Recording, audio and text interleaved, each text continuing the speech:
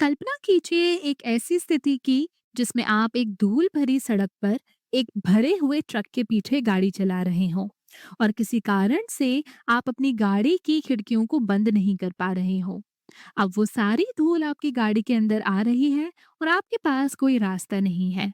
आपको उसी धूल भरी और प्रदूषित हवा में सांस लेनी पड़ रही है। अब सोचिए, आपको कैसा लगेगा? सिर्फ ये कल्पना करना ही शायद आपको असहज कर गया होगा, है ना? अब सोचिए उन मजदूरों के बारे में जो सड़कें बनाते हैं। उन्हें घंटों घंटों तक ऐसी ही परिस्थितियों में काम करना पड़ता है। या फिर इस तस्वीर को देखिए।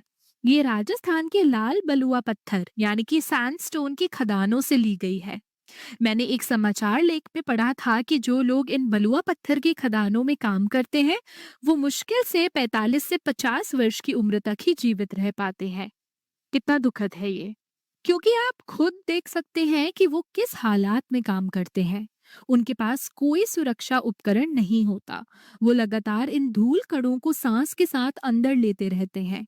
ये धूल उनके फेफड़ों और कूपिकाओं में सालों तक जमा होती रहती है और धीरे धीरे उनकी वायु कम कर देती है। और ये केवल उन्हीं तक सीमित नहीं है। हर वो काम जिसमें लोग लंबे समय तक धूल कणों के संपर्क में रहते हैं, वहां काम करने वाले लोग एक विशेष श्वसन रोग से ग्रस्त हो सकते हैं, जिसे हम कहते हैं व्यावसायिक श्वसन रोग, यानी कि ऑक्यूपेशनल रेस्पिरेटरी डिजीज या न्यूमोकोनियोसिस। न्यूमो का अर्थ है फेफड़े, कोनियो का अर्थ है धूल और ओसिस का अर्थ है कोई चल रही बीमारी। अब आइए जरा देखें कि न्यूमोकोनियोसिस से ग्रस्त व्यक्ति के फेफड़ों में क्या होता है। आइए जरा फेफड़ों के अंदर झांकते हैं। ये रहा फेफड़ा और ये है कोपिका यानी कि एल्वुलाई, जो रक्त वाहिकाओं से बहुत नजदीकी संपर्क में रहते हैं। जब कोई व्यक्ति बहुत छोटे यानी कि 10 माइक्रोमीटर से भी कम व्यास वाले धूल कणों को सांस के साथ अंदर लेता है, तो ये धीरे धीरे पूरे श्वसन तंत्र से होते हुए इन कोशिकाओं तक पहुंच जाते हैं और यही जमने लगते हैं। अब इन कोशिकाओं के भीतर कुछ प्रतिरक्षा कोशिकाएं मौजूद होती हैं जो इन धूल कणों से लड़ने की कोशिश करती हैं।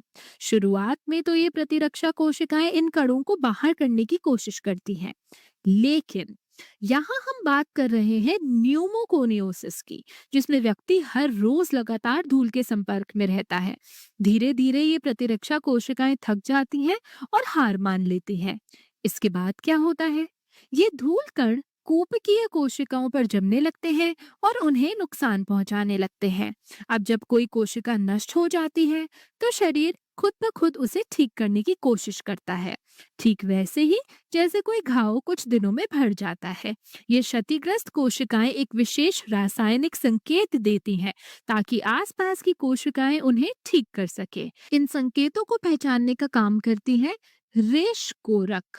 ये रेश कोरक बाहर की सतह यानी बाह्य कोशिकीय आधात्री या आधार झिल्ली बनाती है, जो हर अंग में पाई जाती है। ये रेश कोरक ज्यादा सक्रिय हो जाती हैं, तो ये बहुत अधिक मात्रा में कोलाजन तंतु बनाना शुरू कर देती हैं ताकि वे क्षतिग्रस्त कोशिकाओं की भरपाई कर सकें। लेकिन इस व्यावसायिक रोग की वजह से कोशिकाएं रोज रोज नष्ट होती रहती हैं। इससे रेश कोरक लगातार और बहुत अधिक कोलाजन बनाती हैं, जिसका नतीजा ये होता है कि कूपिका की दीवारें कठोर और अनम्य हो जाती हैं। और क्योंकि रक्त वाहिकाएं कूपिका की झिल्ली से सटी होती हैं, इसलिए अब इन दोनों के बीच कोलाजन की अतिरिक्त परत आ जाने से गैसों का परिवहन बाधित हो जाता है। इस स्थिति को ही कहते हैं रेशाम्यता यानी कि फाइब्रोसिस। अब इस रेशाम्यता की गंभीरता किस पर निर्भर करती है? हवा में धूल की मात्रा पर और उस धूल के संपर्क में रहने की अवधि पर। अब एक जरूरी बात, न्यूमोकोनियोसिस एक व्यापक शब्द है। इसके अंदर कई तरह की बीमारियां आती हैं जो अलग अलग प्रकार की धूल पर निर्भर करती हैं।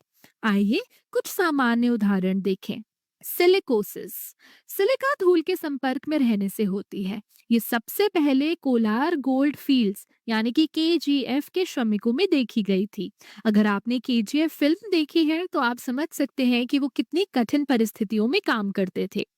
एंथ्रेकोसिस, कोयले की धूल के कारण होती है। इसे ब्लैक लंग डिजीज भी कहा जाता है, क्योंकि श्रमिकों के फेफड़े कोयले जैसे काले हो जाते हैं।